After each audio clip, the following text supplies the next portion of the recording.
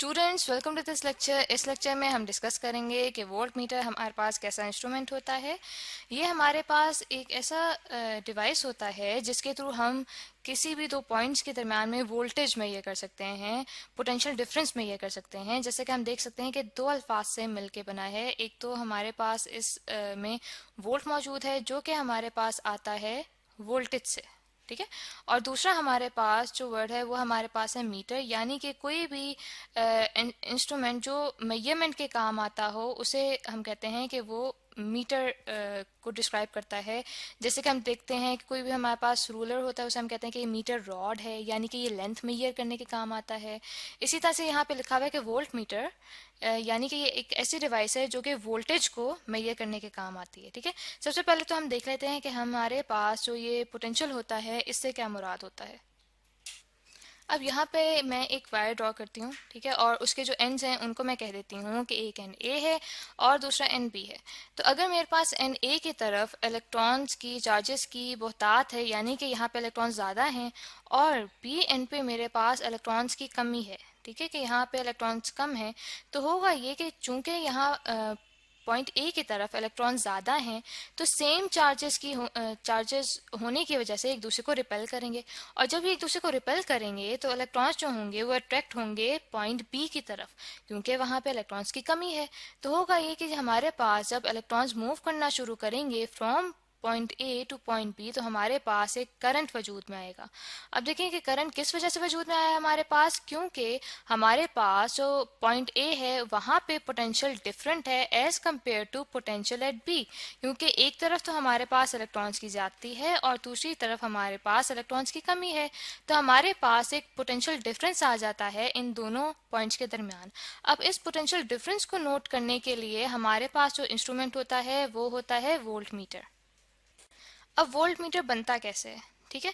अब हम ये जानते हैं कि हमारे पास गैल्वेनोमीटर एक ऐसा डिवाइस होता है जो कि करंट मेजर करने के काम आता है, यानी कि वो डिटेक्ट करता है कि किसी भी तरह के दो पॉइंट्स हों उनके दरमियान में हमारे पास करंट मौजूद है कि नहीं। और ये बहुत सेंसिटिव होता है, ठीक है। यहाँ पे हम लिख लेते हैं कि हमारे पास ये बहुत सेंसिटिव एम मीटर होता है। एम मीटर एक ऐसी डिवाइस है जो कि करंट मेजर करने के काम आती है, लेकिन सेंसिटिव एमीटर से मुराद ये है कि गैल्वेनोमीटर हमारे पास एक ऐसी डिवाइस है जो बहुत छोटे से करंट को मेजर करता है, और इसके अंदर से जो करंट पास हो रहा होता है उसे हम कहते हैं आईजी, और इसके अंदर जो रेजिस्टेंस मौजूद होती है उसे हम कहते हैं आरजी, ठीक है। अब इसी गैल्वेनोमीटर के थ्रू वोल्ट मीटर बनाया जाता है। अब इसके थ्रू वोल्ट मीटर कैसे बनाया जाता है कि अगर हम गैल्वेनोमीटर को, ठीक है, गैल्वेनोमीटर को सीरीज में लगा दें, ठीक है, सीरीज में अगर हम लगा दें किसी हाई रेजिस्टेंस के साथ, ठीक है, यहाँ पे मैंने लिखा है कि जो रेजिस्टेंस है वो हाई होनी चाहिए, तो हमारे पास एक वोल्ट मीटर बन जाता है, ठीक है। वोल्ट मीटर को मैं आगे से शो करूंगी वीएम से, ठीक है, वीएम से उसको डिनोट करूँ कि आगे जब हम फर्दर इसको डिस्कस करेंगे तो मैं उसे वीएम से डिनोट करूंगी। तो अगर इसे मैं सिंबॉलिकली यहाँ पे रिप्रेजेंट करना चाहूँ तो जैसे कि यहाँ पे हमने देखा कि अगर हम गैल्वेनोमीटर को, ठीक है, कनेक्ट कर दें किसी हाई रेजिस्टेंस से, और उस हाई रेजिस्टेंस को मैं कह देती हूँ आर एच, ठीक है, तो ये जो मेरे पास पूरे का पूरा सेटअप है वो मेरे पास बना देगा एक वोल्ट मीटर, ठीक है। और वोल्ट मीटर का सिंबल ये मैंने आपको शो कर दिया है कि एक सर्कल बना के उसके दरम्यान में वो वी लिखते हैं, तो ये हमारे पास वोल्ट मीटर को रिप्रेजेंट करता है। और किसी भी एलिमेंट के अलोंग जब हमने पोटेंशियल देखना हो तो इस वोल्ट मीटर को कनेक्ट कैसे करते हैं, इसको उसके पैरेलल में कनेक्ट करते हैं। फॉर एग्जांपल यहाँ पे मैं बनाती हूँ कि मेरे पास एक सर्किट है, ठीक है, एक सर्किट है जिसमें कोई भी यहाँ पे एलिमेंट लगा हुआ है जिसको मैं लिख देती हूँ एक्स, ठीक है। ये मेरे पास कोई भी रेजिस्टेंस भी हो सकती है, कोई यहाँ पे बल्ब हो सकता है, ठीक है, और वो अटैच है एक बैटरी के साथ, ठीक है। अब अगर मैं चाहती हूँ कि इस एलिमेंट के अलोंग मैं देखूँ कि कितना पोटेंशियल डिफरेंस है, यहाँ पे कितना पोटेंशियल यहाँ पे मौजूद है इसके दो एंड्स के अलोंग, तो क्या करूँगी मैं कि जो मेरे पास वो मीटर बनाया है हमने गैल्वेनोमीटर और हाई रेजिस्टेंस को सीरीज में अटैच करके वो इस एलिमेंट के पैरेलल में यहाँ पे अटैच करूँगी, ठीक है।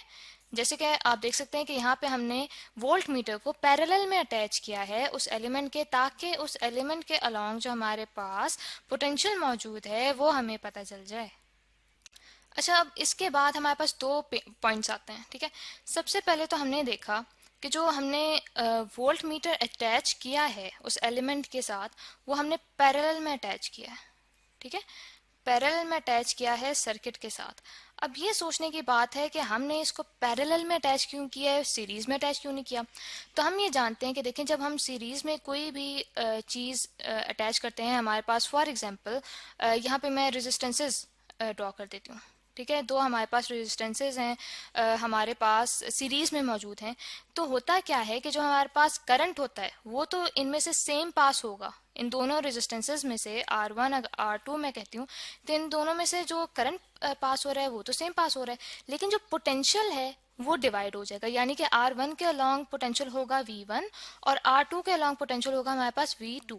तो इसीलिए अगर मैं सीरीज में वोल्ट मीटर लगाऊं सर्किट के, ठीक है, तो हमारे पास जो पोटेंशियल होगा वो डिवाइड हो जाएगा। यानी कि अगर देखें, मैं यहाँ पे ड्रॉ करती हूँ कि मेरे पास वोल्ट मीटर है, साथ ही यहाँ पे वो एलिमेंट मौजूद है, तो होगा क्या कि जो हमारे पास वोल्ट मीटर है वो ठीक तरह से मेजर नहीं कर सकेगा, क्योंकि हमारे पास जो पोटेंशियल होगा वो डिवाइड होके आएगा, ठीक है। तो इसीलिए सीरीज में हम इसको अटैच नहीं करते, हम इसको पैरेलल में अटैच करते हैं एलिमेंट के साथ, ताकि जो पोटेंशियल है वो पूरे का पूरा ठीक तरह से मेजर हो सके इस एलिमेंट के अलोंग, ठीक है। और इसके बाद जो सेकंड पॉइंट हम लोग के पास आता है वो ये आता है कि हमने जो वोल्ट मीटर बनाया, ठीक है, उसके अंदर हम लोगों ने गैल्वेनोमीटर के साथ जो रेजिस्टेंस लगाई है, ठीक है, एक तो वो हमने लगाई सीरीज में, ठीक है। और सीरीज में उसे हमने हाई क्यों रखा है, ठीक है। हम शंट रेजिस्टेंस भी तो लगा सकते थे जिसकी रेजिस्टेंस स्मॉल होती, हमने हाई रेजिस्टेंस ही क्यों रखी है। अब इसमें सबसे पहले हम देख लेते हैं कि देखें, अगर हमारे पास ये जो कोई भी एलिमेंट्स हमारे पास पैरेलल में होते हैं, ठीक है। अब यहाँ पे फिर से मैं वही रेजिस्टेंसेस की यहाँ पे एग्जांपल आपको दे देती हूँ, ठीक है, कि मेरे पास दो रेजिस्टेंसेस हैं R1 और R2, ठीक है। अब यहाँ पे जब करंट एंटर होगा तो करंट जो है हमारे पास डिस्ट्रीब्यूट हो जाता है, ठीक है। करंट यहाँ पे डिस्ट्रीब्यूट हो जाएगा, ऊपर वाली R1 से I1 गुजरेगा और R2 से I2 गुजरेगा। तो इसकी खातिर हम क्या करते हैं कि हमारे पास चूंकि यहाँ पे करंट डिस्ट्रीब्यूट होगा, तो उससे बचने के लिए हम क्या करते हैं कि फॉर एग्जांपल यहाँ पे अगर एलिमेंट मैं रेजिस्टेंस ही ले रही हूँ और ऊपर मैंने सीरीज में यहाँ पे हाई रेजिस्टेंस लगाई है गैल्वेनोमीटर के साथ, ठीक है। जैसे कि ये हमारे पास जो ऊपर वाला सेटअप है ये हमारे पास बना रहा है वोल्ट मीटर, ठीक है, हाई रेजिस्टेंस और गैल्वेनोमीटर वाला।